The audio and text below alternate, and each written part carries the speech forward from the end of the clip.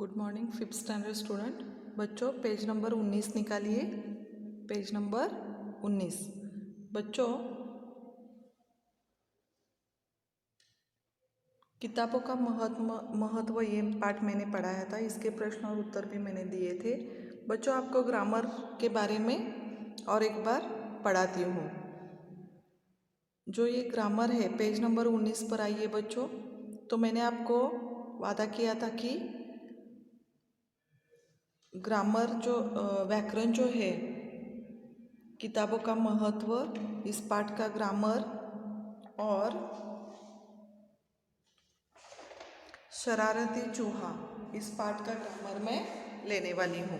तो आज मैं बच्चों इन दोनों पाठ का जो ग्रामर है, व्याकरण है, मैं अब लेती हूँ। ठीक है। पेज नंबर 19 पर बच्चों ये व्याकरण, ये जो हरा चार्ट है उस पर देखिए, इसे याद कीजिए। Remember this. बच्चों पिछले बार मैंने आपको समझाया था और एक बार मैं डिटेल में आपको ये समझाती हूँ। ठीक है। ने विभक्ति चिन्ह का प्रयोग सामान्य भूत, आसन्न भूत तथा अपूर्ण भूतकाल में जब सकर्मक क्रिया होती है तब कर्ता के साथ जोड़ते हैं। और एक बार पढ़ती हूँ, देखो। ने विभक्ति चिन्ह का प्रयोग, ने विभक्ति चिन्ह का प्रयोग सामान्य भूतकाल, असामान्य भूतकाल, पूर्ण भूतकाल जब सकर्मक क्रिया होती है तब कर्ता के साथ जोड़ते हैं। कर्ता कर्म, जब एक वाक्य होता है तो कर्ता के साथ कर्म होता है और इन दोनों को जोड़ने के लिए हम ने का प्रयोग करते हैं। ने का प्रयोग करते हैं। जैसे कि उदाहरण में राम ने सांप को मारा, राम ने सांप को मारा। यहाँ कर्ता कौन है? राम। क्रिया क्या कर रही है कि मारने की क्रिया हो रही है, सकर्मक क्रिया, यानी सांप को मारा, ये क्रिया हो रही है। और इस वाक्य को ने जोड़ दिया है क्योंकि कर्ता राम है।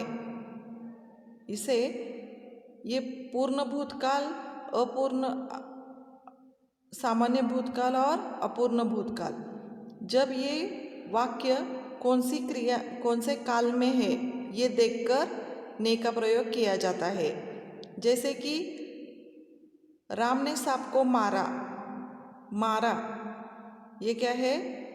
ये क्रिया हो चुकी है, ये क्रिया हो चुकी है, इसलिए ये भूतकाल है, ये भूतकाल है। तो जब काल में सामान्य भूतकाल, असामान्य भूतकाल और पूर्ण भूतकाल, जब वाक्य इन भूतकाल में हो तो ने का प्रयोग किया जाता है। समझ में आ गया? ओके। दूसरा फॉर एग्जाम्पल, बच्चे ने दूध पिया। बच्चा कौन है? ये कर्ता है और ये पीने की क्रिया हो चुकी है, दूध पीने की क्रिया हो चुकी है, तो ये भूतकाल हो गया। और इस वाक्य को ने जोड़ा है, इस वाक्य को ने जोड़ा है, तो ये क्या है? सकर्मक क्रिया। सकर्मक क्रिया। क्रिया किसे कहते हैं बच्चों? जिस शब्द से किसी काम के होने या करने का बोध हो उसे क्रिया कहते हैं। क्रिया किसे कहते हैं बच्चों? जिस शब्द से किसी काम के होने या करने का बोध होता है उसे क्रिया कहते हैं। क्रिया दो प्रकार की होती है, एक सकर्मक क्रिया और दूसरी अकर्मक क्रिया। एक सकर्मक क्रिया और दूसरी अकर्मक क्रिया। ठीक है। तो सूचना हमें क्या दी है? जब कर्ता सर्वनाम होता है तब कर्ता में भी परिवर्तन आता है। सर्वनाम किसे कहते हैं? जो संज्ञा के बदले आता है उसे क्या कहते हैं? सर्वनाम कहते हैं। जैसे कि मैं, हम, तू, तुम, वह, वे, यह, ये क्या है? सर्वनाम है। सर्वनाम कब आता है? जब कर्ता के संज्ञा के बदले आता है उसे सर्वनाम कहते हैं। ठीक है। तो जैसे कि ये डालकर हम वाक्य को क्या करते हैं, शुरुआत करते हैं। तो ये जब कर्ता सर्वनाम होता है तब कर्ता में परिवर्तन आता है। कर्ता कौन होता है, सर्वनाम होता हो तो उसमें क्या होता है, परिवर्तन आता है। जैसे कि उसने काम किया, उसने यानी कौन, जो भी हो, जैसे कि लड़का हो या लड़की हो, उसने काम किया यानी ये क्या है, सर्वनाम है। सर्वनाम को ने जोड़ा, वह क्या है, सर्वनाम। सर्वनाम को ने जोड़ा तो उसमें परिवर्तन आता है, तो वो क्या हो गया, उसने काम किया, उसने काम किया। 2 नंबर, लड़के ने झूठ कहा, लड़के ने झूठ कहा। लड़का ये क्या है, सर्वनाम है और उसे ने जोड़ा तो वो क्या हो गया, लड़के ने झूठ कहा, ठीक है। 2 नंबर, जब क्रिया ला, बोल और भूल होती है तब कर्ता के साथ ने का प्रयोग नहीं होता है। जब वाक्य में क्रिया, जैसे भी कोई भी वाक्य हो तो उसमें ला, बोल और भूल होती है तब कर्ता के साथ ने का प्रयोग नहीं किया जाता। जैसे कि मैं दूध लाया, ये क्या है, ला, तो ने का प्रयोग हमने नहीं किया क्योंकि यहाँ सर्वनाम है और सर्वनाम में ये क्या है, इस वाक्य में ला है तो ने का प्रयोग नहीं होता है। रमा झूठ नहीं बोली, ये क्या है, यहाँ बोली, तो यहाँ बोल आ गया तो ने का प्रयोग नहीं आता, तो इस वाक्य में ने का प्रयोग नहीं आता है। वह घर लौटना भूल, तो ये ने का प्रयोग नहीं होता इस वाक्य में। समझ में आ गया, ओके। इसके बारे में ये जो हमने अभी सीखा, इसी के बारे में यहाँ प्रश्न उत्तर दिए गए हैं। जैसे कि निम्नलिखित वाक्य में क्रियाओं को अधोरेखांकित कीजिए। क्रिया यानी verb, underline the verbs in the following sentence. Verb को क्या करना है, हमें अधोरेखांकित करना है। तो क्रिया किसे कहते हैं बच्चों, जिस शब्द से किसी काम के होने या करने का बोध हो उसे क्रिया कहते हैं। तो करने का, जिस शब्द से किसी भी काम करने का या होने का बोध होता है उसे क्रिया कहते हैं। जैसे कि यहाँ एक वाक्य दिया है, रमा मौसी के घर पहुंची, तो ये क्या हो रहा है कि ये किसी भी काम होने का क्या है या करने का बोध होता है, उसे क्या कहते हैं, क्रिया कहते हैं। जैसे कि रमा मौसी के घर पहुंची, यानी ये क्रिया क्या हुई है, यहाँ पूरी हुई है, तो यहाँ पहुंची ये क्या है, क्रिया है। मौसी बैठक में थी, ये क्या है, किसी शब्द से, जिस शब्द से काम के होने या करने का बोध होता है। बैठक में मौसी बैठक में थी, तो ये क्या है, काम के होने या करने का बोध होता है, तो इसे क्या कहते हैं, क्रिया। 3 नंबर, लड़की ने किताब पढ़ी, ये क्रिया खत्म हुई, पढ़ने की क्रिया खत्म हुई, तो ये क्या है, पढ़ी, ये क्रिया है, ठीक है। लिंग बदलिए, चेंज द जेंडर। अभी यहाँ क्या करना है, हमें लिंग बदलना है। जैसे कि यहाँ मामा है, मामी, लड़का, लड़की, चाचा, चाची, बैल, गाय, छात्र, छात्रा, ठीक है। तो हमने ये क्या किया, इसका जेंडर चेंज किया। प्रश्न 3, नीचे दिए गए वाक्य शुद्ध कीजिए। ये क्या है, वाक्य हमें शुद्ध करना है। जैसे कि correct the following sentences, correct लिखना है। तो पहला क्या है, मैं 2 आम खाया, मैं 2 आम खाया, ये क्या है? वाक्य शुद्ध नहीं है। तो हमें क्या करना है? वाक्य शुद्ध लिखना है। जैसे मैंने यहाँ लिखा है मैंने 2 आम खाए।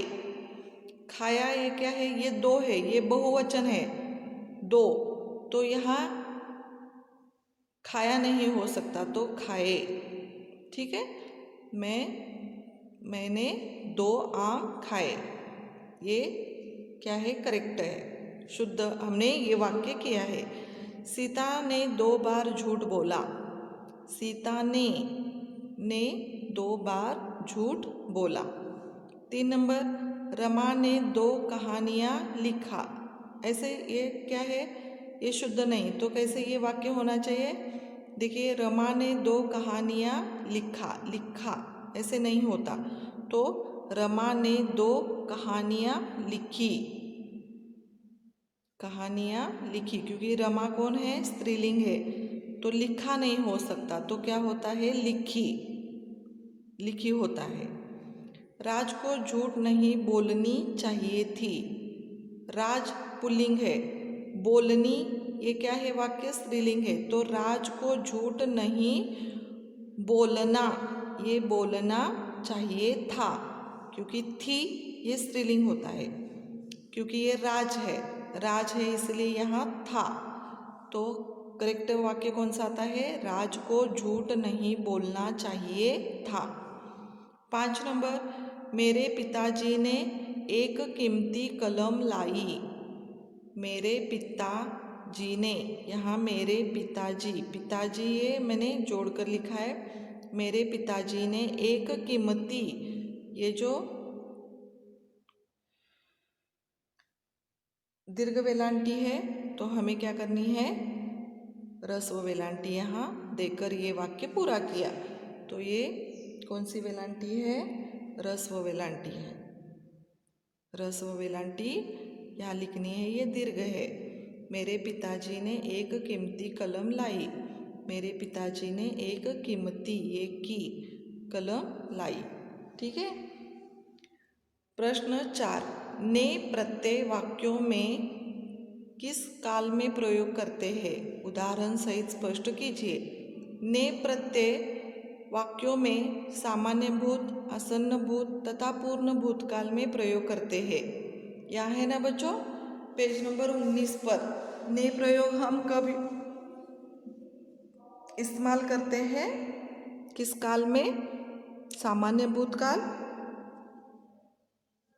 असामान्य भूतकाल और पूर्ण भूतकाल में हम ये प्रयोग करते हैं। उदाहरण कैसे होते हैं बच्चों? उदाहरण, पुलिस ने चोर को पकड़ा। पुलिस ने चोर को पकड़ा, ये क्या है? पूरा भूतकाल है, पकड़ा, और उसे हमने ने जोड़ दिया है। शिकारी ने शेर को देखा, ये क्या है?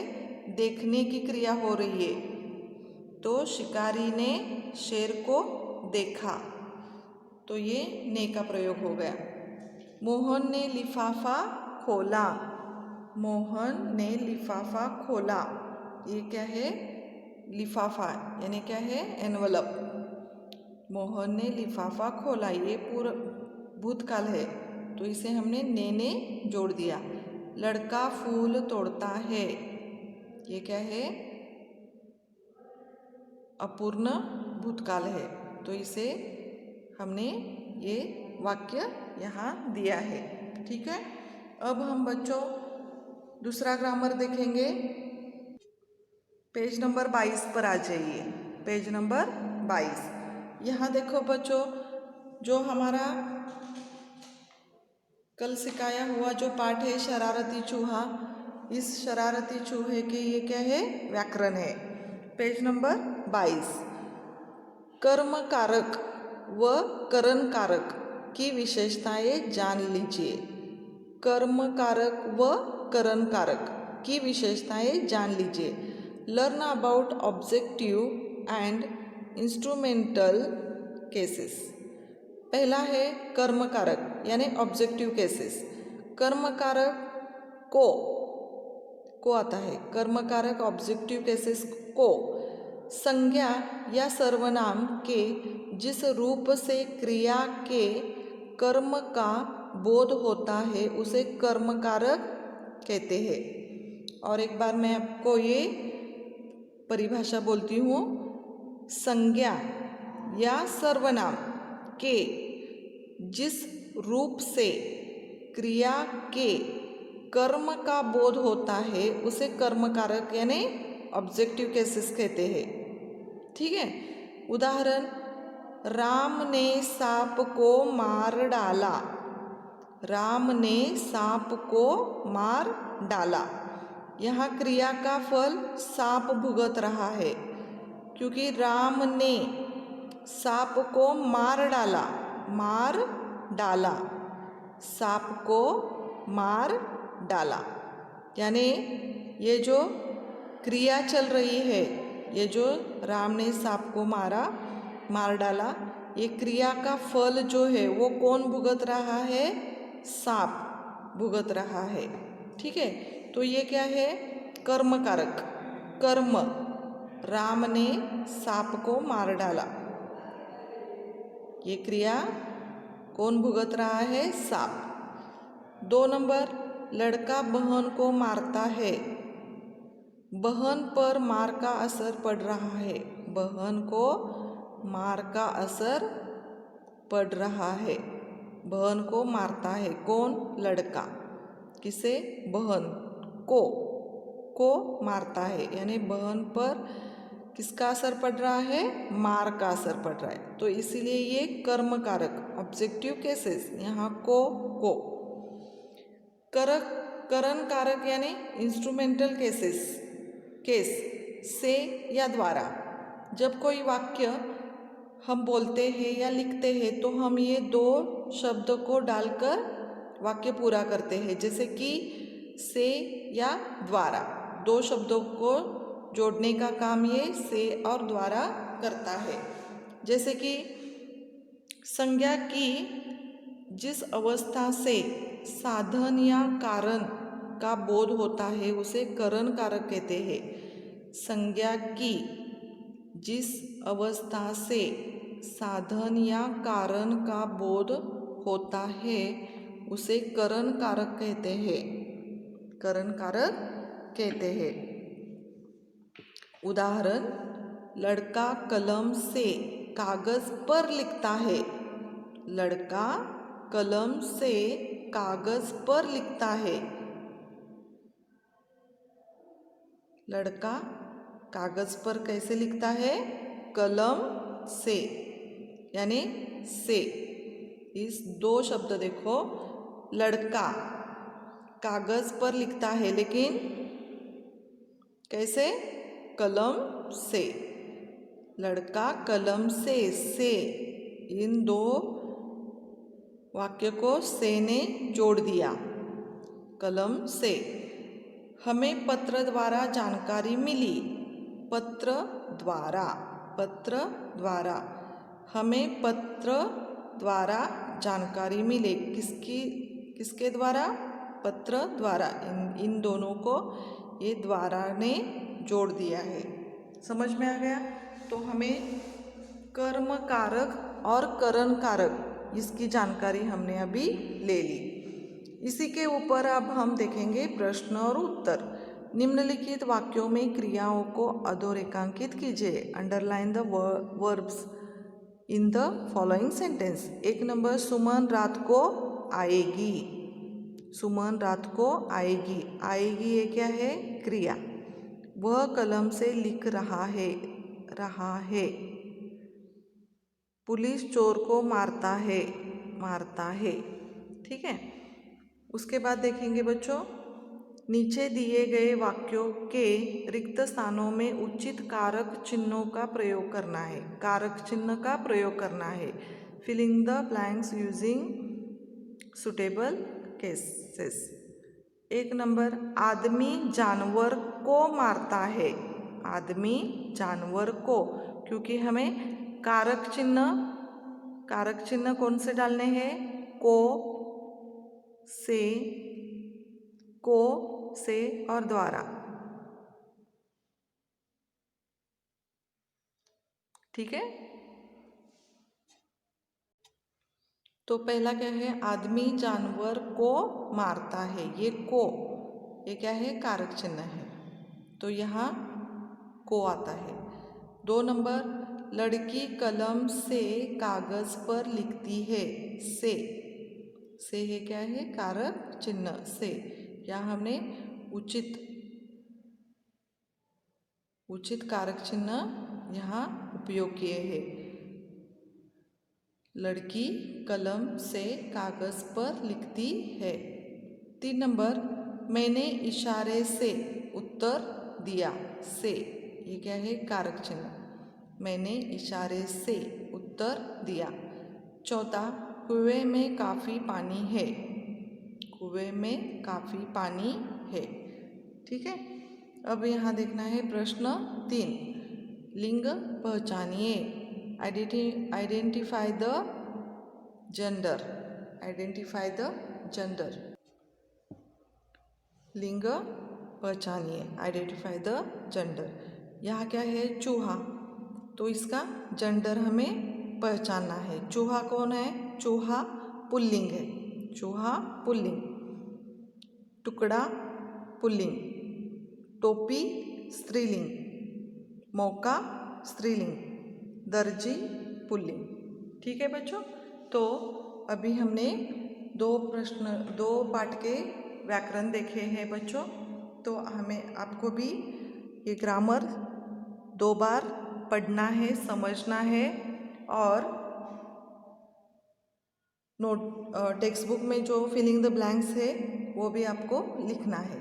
ठीक है बच्चों, आज का क्लास हम यहाँ ख़त्म करते हैं। Thank you. कल हम देखेंगे नया पाठ, उसका नाम है राजा की आंखें खुली।